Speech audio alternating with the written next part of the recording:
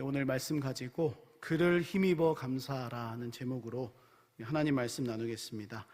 우리는 이 새로운 것을 받아들이고 경험하면서 이전 것은 자연스럽게 잊어버리면서 살아갑니다.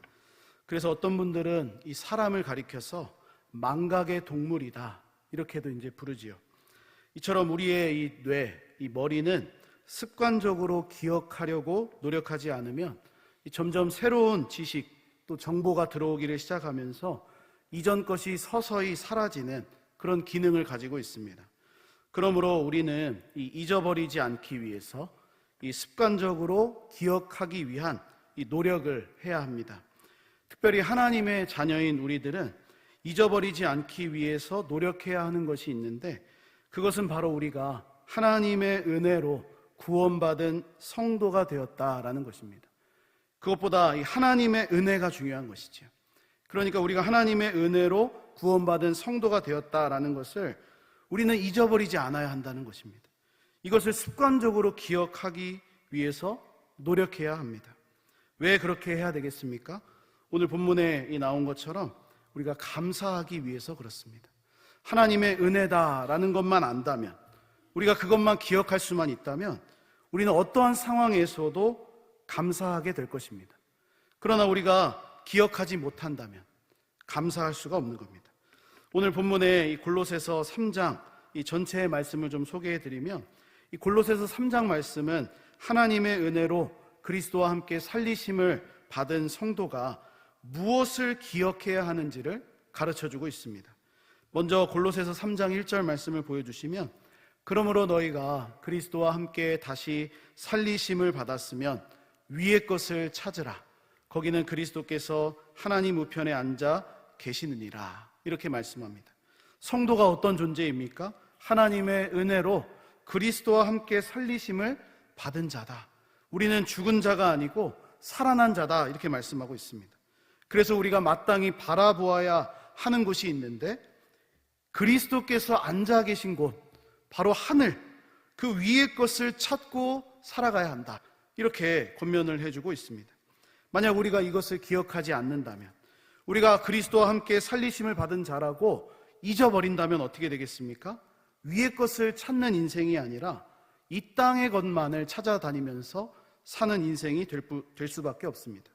그래서 이 골로새서 3장에 나오는 이 하늘의 것을 찾아야 된다, 또 구원받은 성도로 살아가는 이 어떤 모습을 몇 가지만 간단히 살펴보면, 이 세 구절만 제가 가지고 왔습니다. 5절과 9절과 12절인데 5절에 보니까 위의 것을 찾기 위해서 땅에 있는 지체를 죽이라. 이 땅을 멀리하라는 것이죠.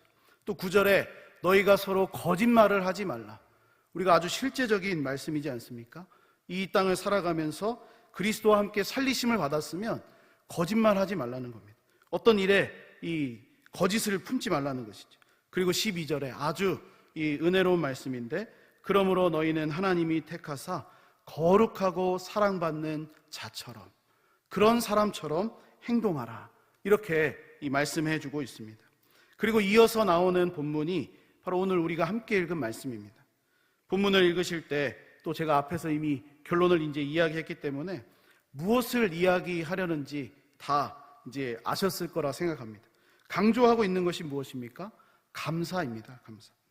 그러므로 간략하게 한번 정리해 보면, 우리는 하나님의 은혜로 그리스도와 함께 살리심을 받은 성도가 되었는데, 그 증거로서 감사하는 삶을 살아야 한다라는 겁니다. 감사는 우리가 하나님의 은혜로 구원받았다라는 증거이자 고백입니다. 왜냐하면 본래 우리가 허물과 죄로 죽었던 존재이기 때문에 그렇습니다. 우리의 생명은 이미 다 끊어졌습니다. 그런데 하나님께서 은혜로, 하나님의 전적인 은혜로 우리를 그리스도 예수와 함께 다시 살게 하셨습니다.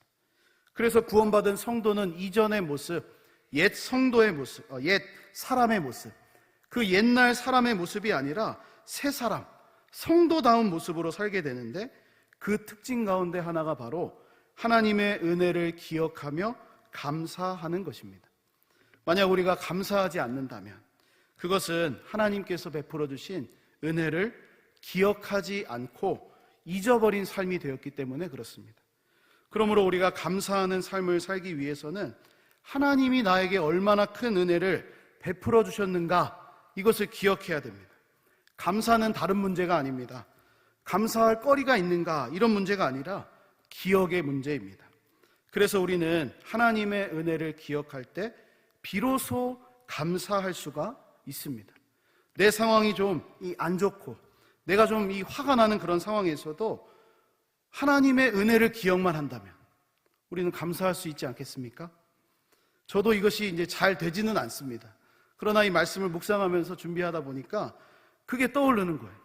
아, 내가 하나님의 은혜로 다시 사는 존재가 되었구나 라는 것만 우리가 안다면, 내가 안다면 그 상황에서 내가 화를 좀 덜 낼 텐데, 내가 그 상황에서 좀 혈기를 좀 덜 부릴 텐데, 내가 감사할 수 있을 텐데, 이런 마음이 들었습니다. 오늘 본문 16절 말씀 우리에게 이렇게 권면해주고 있습니다. 그리스도의 말씀이 너희 속에 풍성히 거하여 모든 지혜로 피차 가르치며 권면하고 시와 찬송과 신령한 노래를 부르며 감사하는 마음으로 하나님을 찬양하고. 우리가 감사하는 마음으로 하나님을 찬양하기 위해서 먼저 되어야 할 것이 있다고 말씀합니다. 그것은 그리스도의 말씀이 우리 속에 풍성히 거할 때 가능하다, 이렇게 이 사도 바울이 골로새서를 통해서 우리에게 가르쳐주고 있습니다. 여러분, 그리스도의 말씀이 무엇입니까? 예수님께서 하신 그 말씀입니까? 그것보다는 성경에 기록된 예수님에 대한 말씀이겠지요. 성경은 우리들에게 예수님이 누구이신지, 예수님이 나를 위해서 어떤 일을 행하셨는지, 또 앞으로 나를 위해 어떤 일을 하실지를 가르쳐주고 있는 하나님의 말씀입니다. 그래서 여기서 지금 너희 속에 그리스도의 말씀이 풍성히 거해야 된다라는 이 말은 우리가 성경에 기록된 예수님에 대해서 기억할 때, 그것을 묵상할 때 비로소 우리가 감사하는 마음으로 하나님을 찬양할 수가 있다라고 가르쳐주고 있습니다. 그러므로 오늘 말씀을 통해 이 첫 번째로 나누고 싶은 은혜는, 감사는 그리스도의 말씀을 기억하는 사람이 할 수 있다는 것입니다. 우리는 지난 주일 이 추수감사주일을 보냈습니다. 그때 우리 모두가 이제 추수감사주일을 보낼 수 있었던 것은 우리의 상황이 좋아서 환경이 굉장히 감사할 만한 이 상황이었기 때문만은 아닙니다. 물론 개인적으로 감사의 제목들이 있어서 하나님 앞에 감사하신 분들이 있겠지만, 어떤 분들은 감사할 수 없는 상황에 계신 분도 분명히 있었을 것이라고 생각합니다. 그러나 우리 모두는 추수감사주일을 보냈지요. 우리가 감사할 만한 상황이 아님에도 불구하고 모두가 다 감사했다는 것입니다. 왜냐하면 성도의 감사란 우리의 상황이나 환경에 의해서 감사하기도 하고 또 감사하지 않기도 하는 그것이 아니라 그리스도의 말씀을 기억하는 감사이기 때문에 그렇습니다. 우리 가운데 그리스도의 말씀이 풍성히 거하면 우리 모두는 다 감사할 수가 있습니다.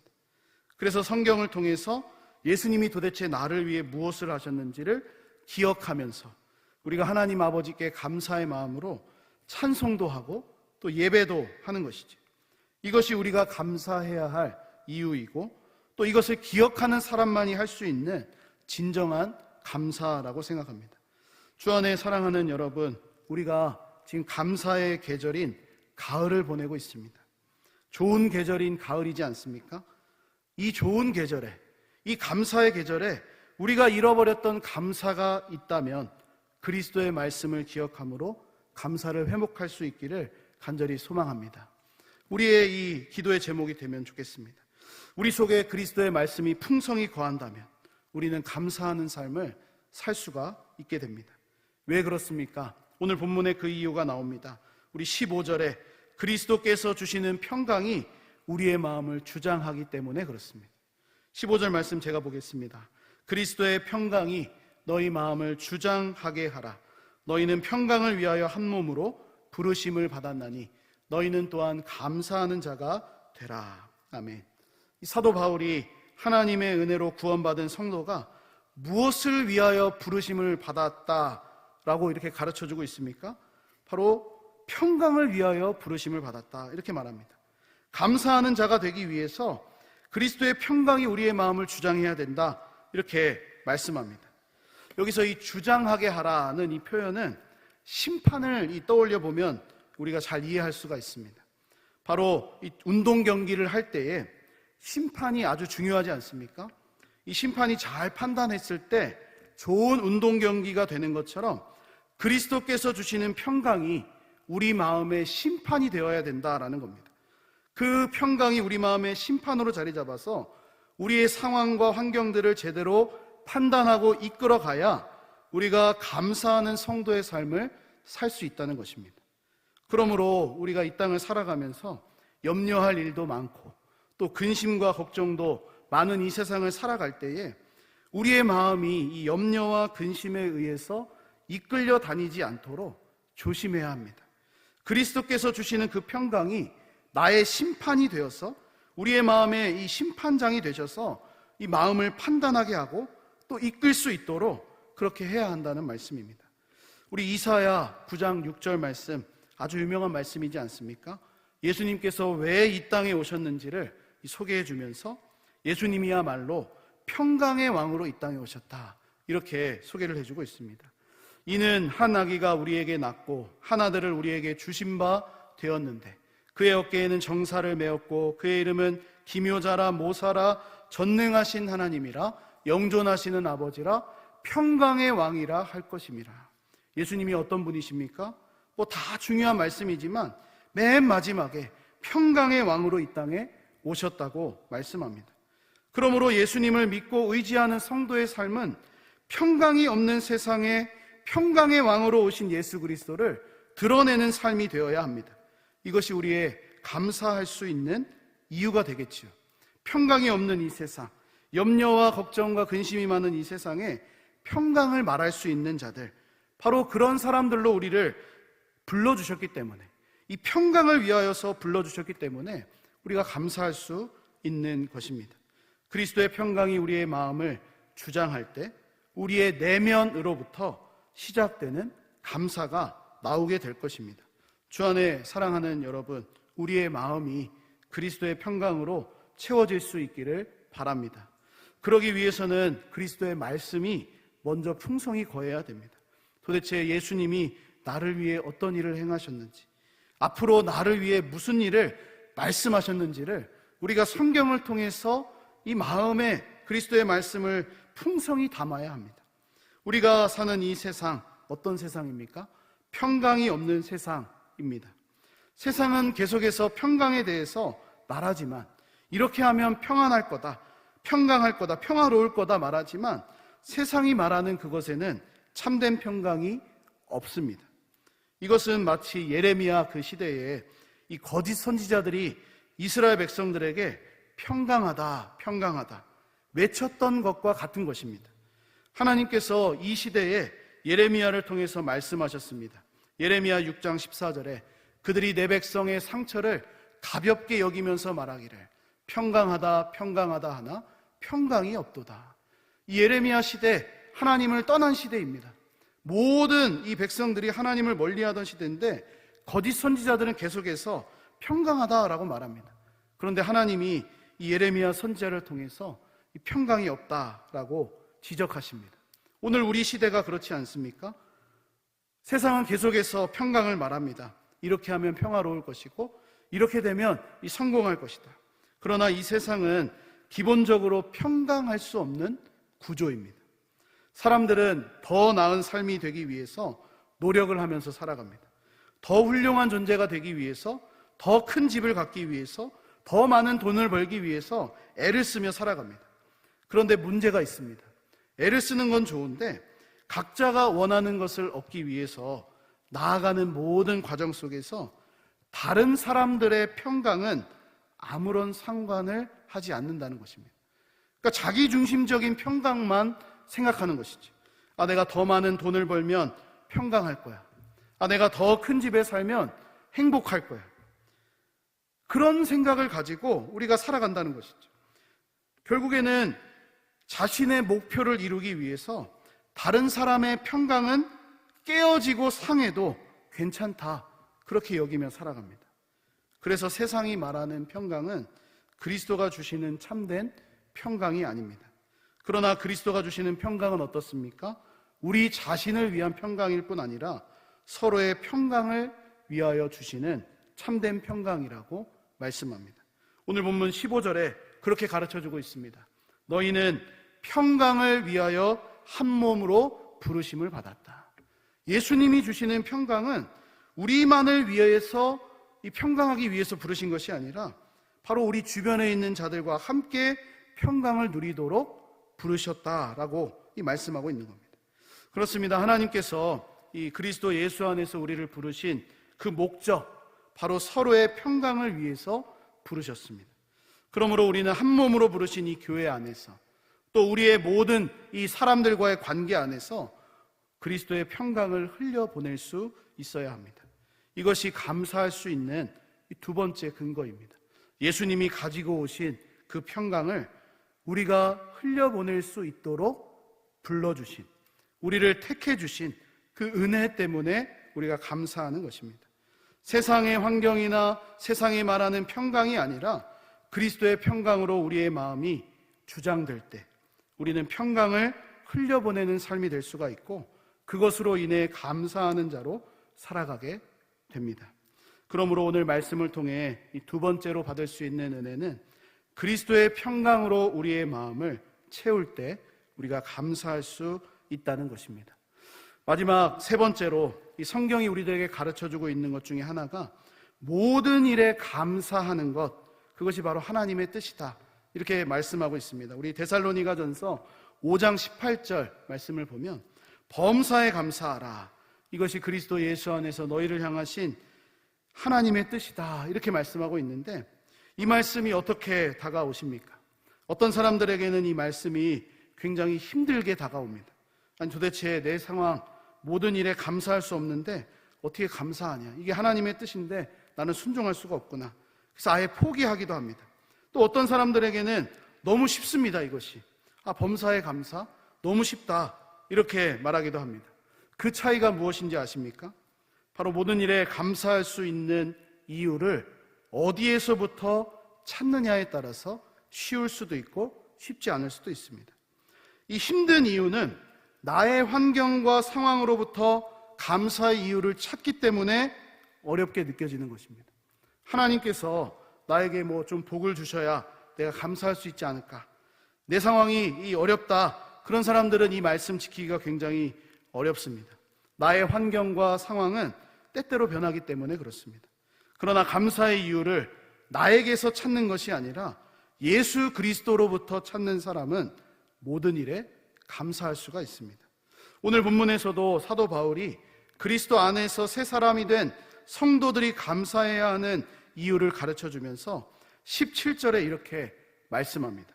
17절에 또 무엇을 하든지 말에나 일에나 다 주 예수의 이름으로 하고 그를 힘입어 하나님 아버지께 감사하라, 이렇게 말씀합니다. 모든 일을 할 때, 말할 때에도 예수님의 이름으로 하라는 것입니다. 이렇게 생각하시는 분들이 계실지 모르겠습니다. 모든 말을 한 다음에 예수님의 이름으로 말합니다, 이런 말이 아닙니다. 예수님의 이름을 이 뒤에 붙여라, 이런 뜻이 아니라 예수님이 하신 것처럼 예수님이 가지고 계신 권리와 신분을 가지고 우리가 대신해서 말과 행동을 하라는 것입니다. 그래서 사람들은 우리가 하는 이 말을 보면서 예수님을 보게 되는 것이죠. 우리는 예수님을 대신해서 이 땅에 남겨진 그리스도인 아닙니까? 그러므로 우리는 모든 일을 할 때에 예수님의 이름을 가진 존재로서 말하고 행동해야 하는 것입니다. 하지만 우리의 문제가 단순합니다. 모든 일과 말에 있어서 예수님의 이름이 아니라 내 뜻과 내 생각대로 하는 것이 우리의 문제입니다. 마찬가지로 우리가 범사에 감사하지 못하는 이유도 여기에 있습니다. 모든 일을 예수님의 이름으로 하지 않기 때문에 그렇습니다. 반대로 생각해 보면 우리가 날마다 이어지는 말씀 보면 이렇게 하지 않습니까? 그를 힘입어 하나님 아버지께 감사하라. 모든 일을 예수님의 이름으로 하지 않기 때문에 그를 힘입으라고 가르쳐주고 있습니다. 예수님을 힘입어서 감사하라는 겁니다. 이 반대로 생각해 보면 우리가 날마다 하나님 아버지께 감사하지 못하는 이유는 그를 힘입지 않았기 때문에 그렇습니다. 나를 힘입었기 때문에 그런 것이지.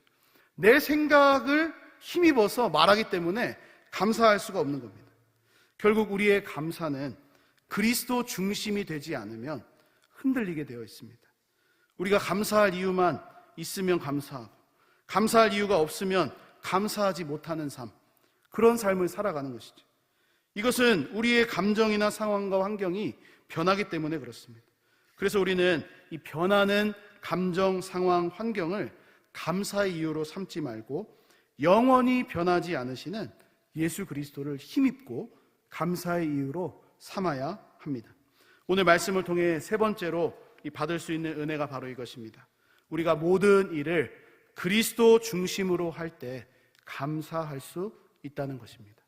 말씀을 마무리하고 정리하면서 우리 성경이 기록해주고 있는 이 사도 바울의 삶을 보면 그가 감사와 평안이 넘치는 삶을 많이 살았다기보다는 복음을 전하다가 많은 어려움을 겪었습니다. 그러니까 이 사도 바울은 감사와 평안이 나올 수 없는 삶이었습니다. 늘 복음 전하다가 매맞고 어려움 당하고 또 배고파지고 굉장히 어려운 시대를 살았습니다. 그런데 놀라운 것은 바울의 삶에는 늘 이 감사가 있었다는 것입니다.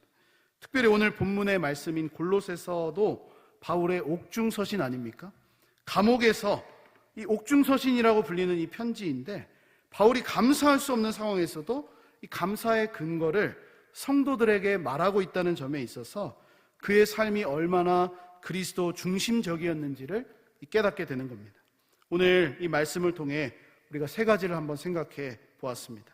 이번 추수감사주일을 우리가 지난주에 보냈는데 이 한 주간 이 추수감사주일로 이렇게 보내고 있지 않습니까? 어떠십니까? 우리 월요일, 화요일, 수요일 지나면서 이 감사의 주일을 보내고 계신지, 그 한 주간을 보내고 계신지, 아니면 그냥 주일에만 추수감사주일이었고 이 월요일부터는 그냥 다시 일상으로 돌아가서 불평도 하고 원망도 하고 감사도 했다가 감사도 안 했다가 하는 그런 삶은 아닌지 우리가 한번 생각해 보기를 원합니다. 이 세 가지입니다. 첫째는 그리스도의 말씀을 기억할 때 감사할 수 있다. 둘째는 그리스도의 평강으로 우리의 마음을 채울 때 감사할 수 있다. 마지막 셋째는 모든 일을 그리스도 중심으로 할 때 감사할 수 있다는 겁니다. 바라기는 우리 모두 이 예수 그리스도를 힘입어서, 그를 힘입어서 하나님 아버지께 날마다 감사하는 이 성도의 삶을 살아갈 수 있기를 주님의 이름으로 간절히 축복합니다.